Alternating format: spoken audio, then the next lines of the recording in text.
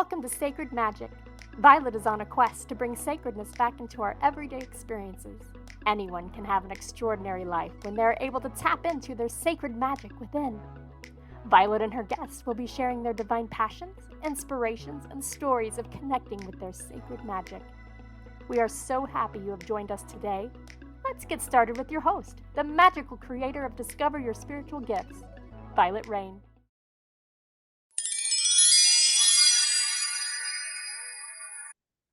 Hi, everyone. Welcome to Sacred Magic Podcast. I'm your host, Vialet Rayne. I'm so excited today because I finally hooked in Gayle to come and be a guest on my show. I've been trying for years. This is my third podcast. So, I'm not new to this arena. I've been doing this for probably 5-6 years, but I finally got her hooked and scheduled. So I'm really excited to get to talk to her. So Gayle found at an early age that she had the ability to ease the pain of loved ones, both physically and emotionally. She also had the ability to sense spirit, vibrational energy, and feel others' emotions. It wasn't until she completed her Reiki certifications in Colorado that she accepted her role as a healer. She also has the gift of seeing past lives, sharing messages from guides, and connecting one with their shamanic guides.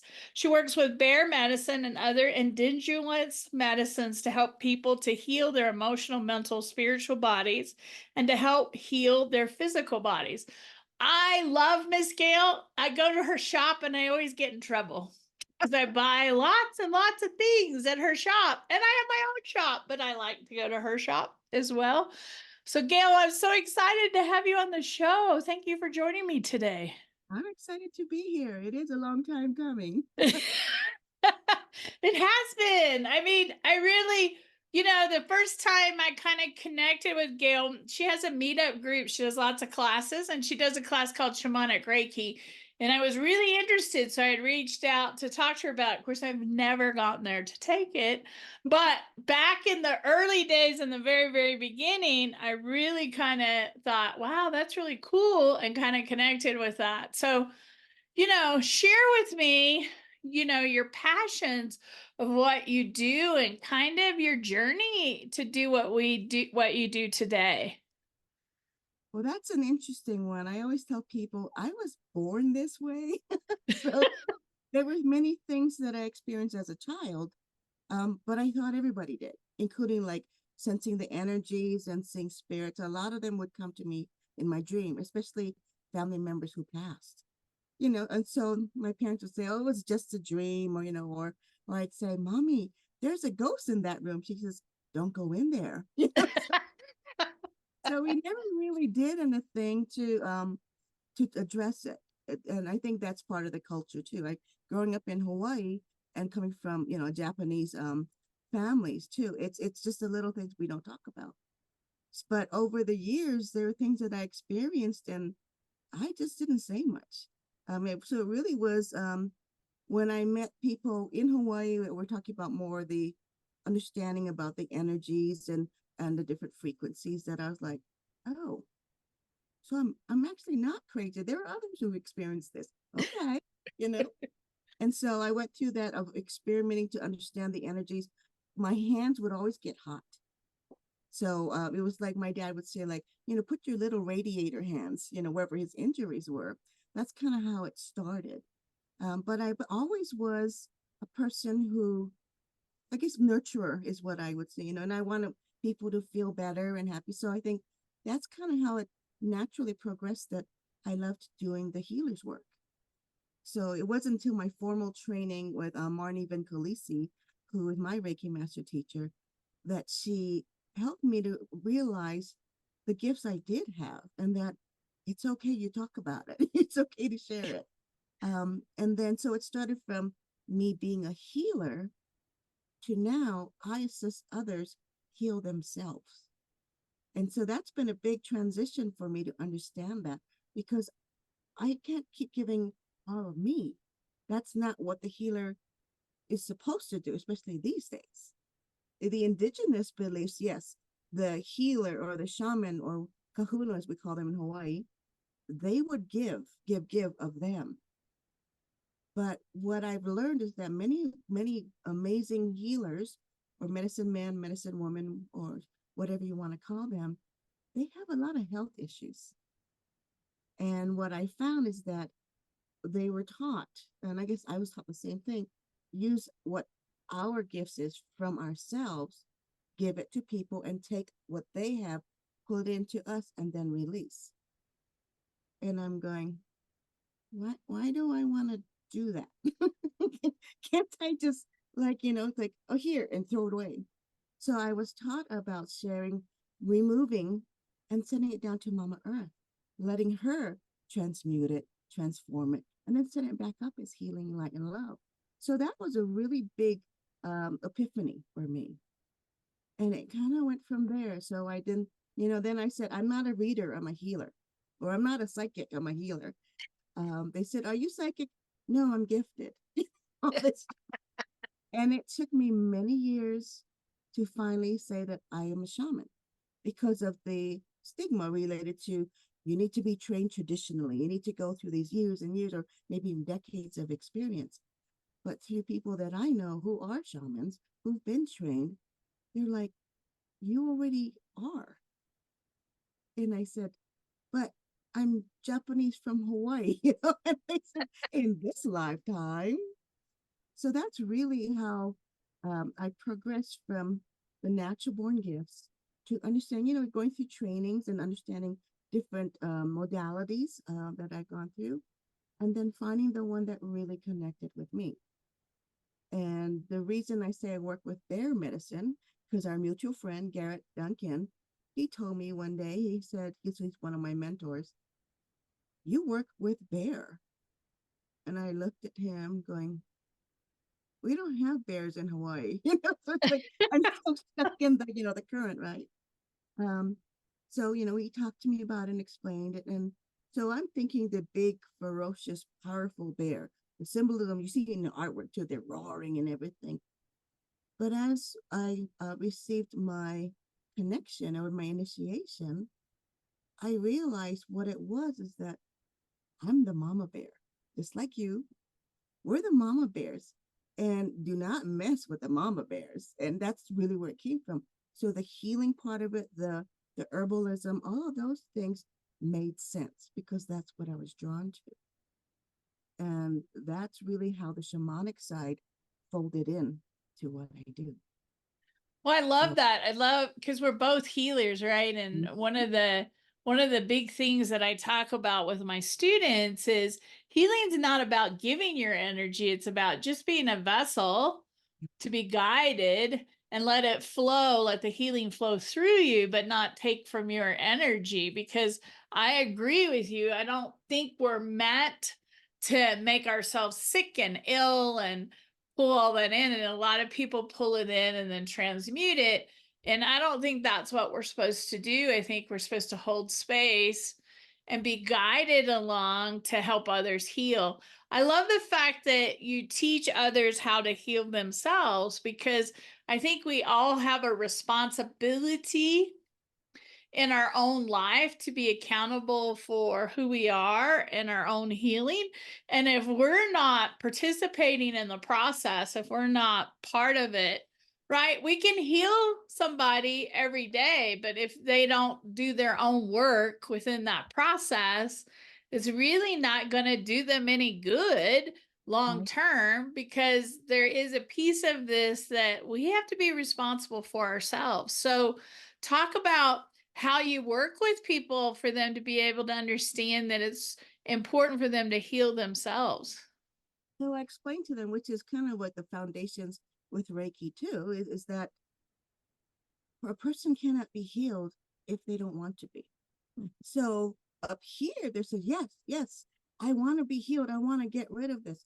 But in their subconscious, they may have some traumas that either they're not aware of it, from here, or that they put it in a box and shoved it in a corner.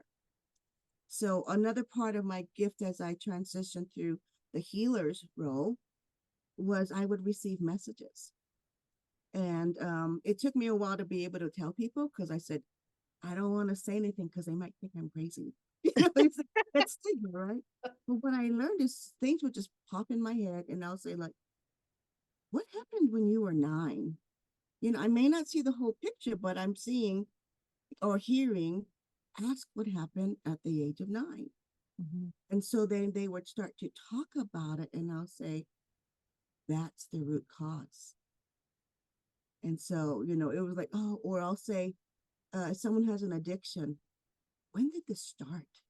When did you start doing, like if you started and then became an addiction, but when did you start? And do you remember why? And they're like, oh, well, such and such thing happened. And I'm saying, okay, forgive yourself first and foremost, especially those with abuse. I said that others impose their will upon you without your permission. So many of us always think, even though it's not here, it's within ourselves, I must have done something to deserve this. And then it festers and festers and festers, and then it becomes a dis-ease or a disease that, starts to manifest, and then they need to start to address it. So helping someone to heal themselves is first to say, are you ready to let go of this? It doesn't define who you are anymore. It had a role to play in the beginning, maybe to keep you safe, but not anymore. So are you ready? And they're like, yes. So that's how we help them heal themselves, by releasing that, that which is the root cause. And there may be many, but that piece of it helps me. And a lot of them had no idea. They're like, how did you know? I said, I didn't know. It's the message that came forward that triggered everything. So that starts the healing themselves. I love that. And I've noticed that you've done some work with Ho'oponopono. Yes. So, yeah.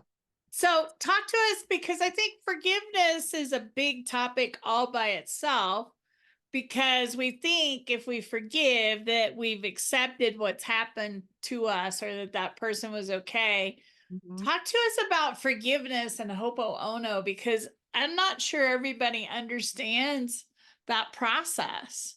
Well, what was interesting is when I was asked to join, it was Kindara Laurel and Shirley Bolstock. They started off the Ho'oponopono every month.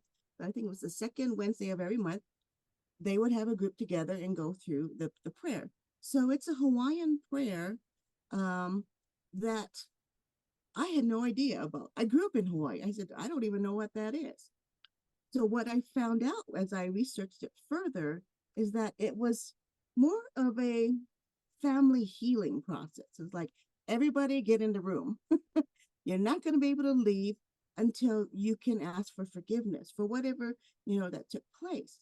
And then that evolved into a more metaphysical piece of it where someone else, I forgot his name, took it from Lorna Simeone and brought it to the metaphysical world.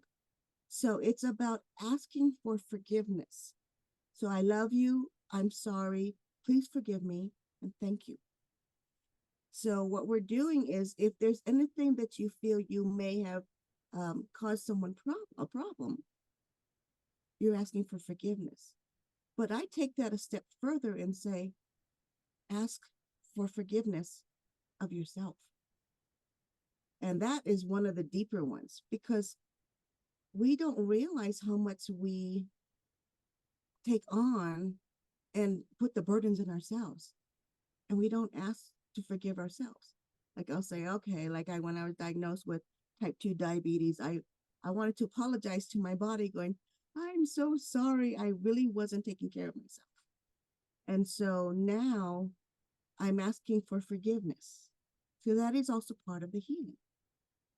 So Ho'oponopono is what you use to ask for forgiveness at any means, whether it's from others, whether it's from, for yourself. And the way we do it is we say the prayer 108 times. And I'm not sure where the 108 times came about, but that's what we do. So we'll have the group, it's a free meetup that Kindara hosts, and we will have everyone mute themselves, and she or I would repeat the prayer. And we ask just that they clear their minds and allow themselves to focus on whatever it is they feel they're asking for forgiveness. And sometimes it can change throughout the whole thing because 108 times is a long time. It is a long time. It is a long time. And my client says, do I have to do it 108 times? I said, no, you do what feels right. But that's the more of the ceremonial part, right? The ritual of saying it 108 times. I love that. I love that. So talk to us about trust is the missing piece to having your gifts grow. So share with us your perspective on that. Okay, so I mean, I've said this before, many people laugh at me, but I admit I am a control freak. I can't help it. Control is part of me. I'm a planner, I'm an organizer. I need to have plans A through double Z and then maybe more just to be prepared. Well, when you plan, you have a perception or preconception of what it's going to end up to be, right? So that's why you know it's going to happen. But that's really not how things flow when it comes to our gifts. Trying to control is actually what, that creates those little bumps in the roads or the roadblocks. So you need to trust that what you're receiving or, that what you feel in your heart is true. And for me, trust means, oh, I need the proof. Like, okay, well, show me the proof. Well, I can just say, I've been shown proof and I don't know what to do after that. I'm like, so, okay, well, I asked for it and there you have it. So it's trust that also I ask my students too, do you make things up? Do you lie? They're like, no. I said, so why do you think what you're receiving or what you saw is not real? Trust that what you experienced is real. And that's how you can let it progress. Because my trust was, I need validation, whether it's from my teachers or someone. I needed validation, and I still have part of that too. But if you trust, it flows. And the more I open myself up to say, well, yeah, you're not making these up, so just blurt it out and you're good to go. It's really helped my gifts grow. And so it's, people don't understand that part of it. It's like, I understand, you don't want to be, don't want the perception that you're crazy, or you don't want to make a mistake by saying you saw something or something popped in your head and you're not right. Because 9 out of 10 times you're right. But we do that work, right? Beforehand. Right. Well, trust is hard for us. I think that's part of the human experience, honestly. Am I really getting that? Am I really seeing that? I had somebody the other day say something and I thought was really cool, that when you're starting to connect to your intuition and your gifts, play with it, have some fun with it. Go to your closet every morning and say, what should I wear today? And then see what comes to you.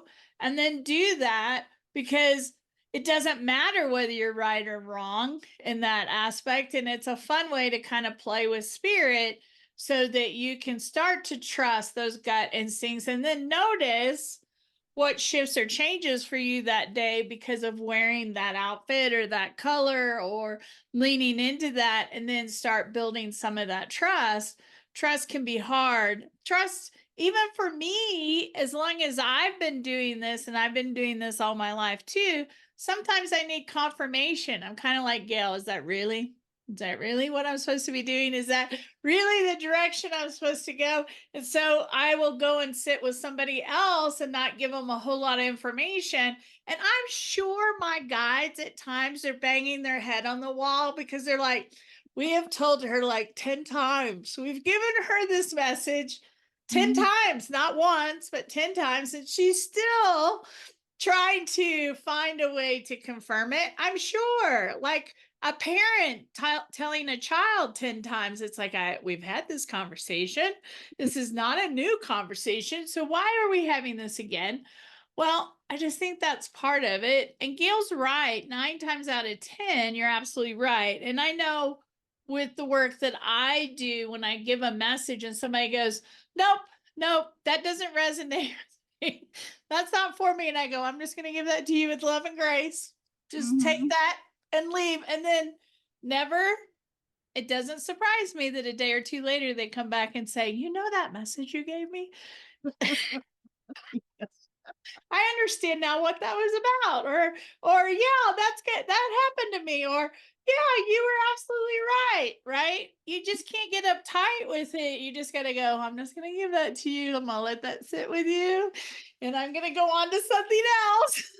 Yep. I mean, but it's part of their process too, right? I mean, Yeah. we can tell them, but they need to understand, or if it makes sense to them.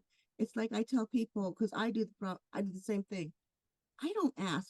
I allow gifts to come through and share for people, but for myself, I don't really ask. Or if I ask, I'm like, oh, I don't want to be a bother.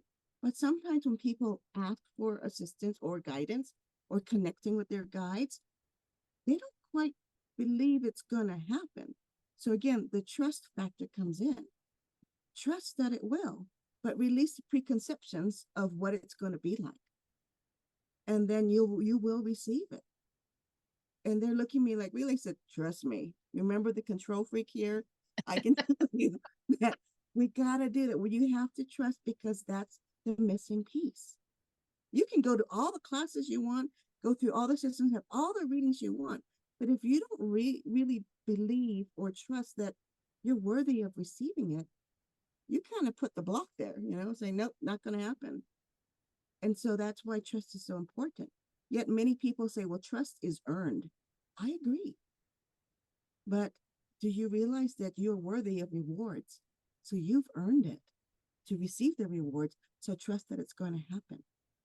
I love that, because I think that's really, really important, and to be open to the message. So Gayle and I both do fairs, and I don't know about Gayle, I'll speak for myself, but I see lots of people that come in and they get 5 or 6 readings all in one day.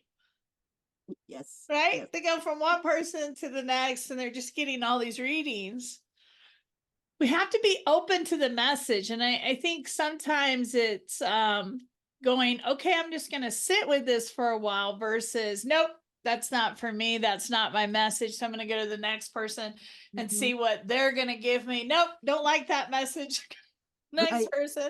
I don't want that one. I'm going to go shopping for more till I get I'm there. going to go look for more. Yes.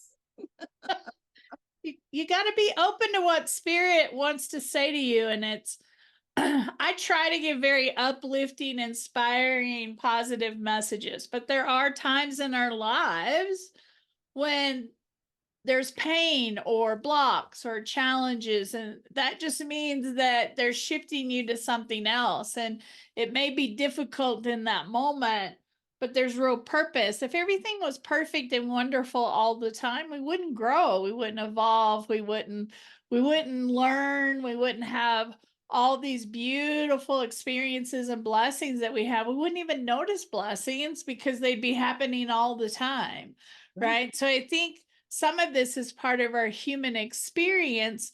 And even as spiritual leaders, for me, I can tell you my life's not rosy 100% of the time. I'm human too. I cry, I bleed. I'm not perfect. I believe the same thing Gayle's saying. I'm very controlling about certain things. I think that's what leaders are, right? But I'm not perfect. I have my own stuff and shadow work that I'm always going through, right? So we just have to be a little more accepting, but we got to be open to those messages, because spirit's really trying to help us. Right. And be open to the way it comes in, because you may not receive it the way you think it's going to be. Like I always thought a big booming godly voice say, Gayle, this is the message for Vialet. Yeah, it doesn't happen that way. I don't think it's ever happened that way. We'd probably jump if it did, Gayle. We'd be scared. Whoops. And when people come and see me and I go, well, I see, they think there's somebody like Gayle sitting in front of me talking to me, and we're just having this conversation like we do here. doesn't work No, that way. not that easy either. Sometimes I'm like, it's like watching a movie with no sound and no subtitles. So I've got to try to decipher. And then other times it's so clear and so it's like it really depends. And sometimes I'll say, okay, and I'll tell them what I'm experiencing or whatever. And I'll say, does that make sense to you? And they're like, how did you know that? I think I have to get a t-shirt that says, how did you know? And I said, I didn't know. It kind of just came in. I love that. So, Gayle, share with the audience some of the things that you offer, how they can connect with you, and some of the things that you do on a regular basis. Okay, for those who live in Colorado, like Violet was saying, I do fairs.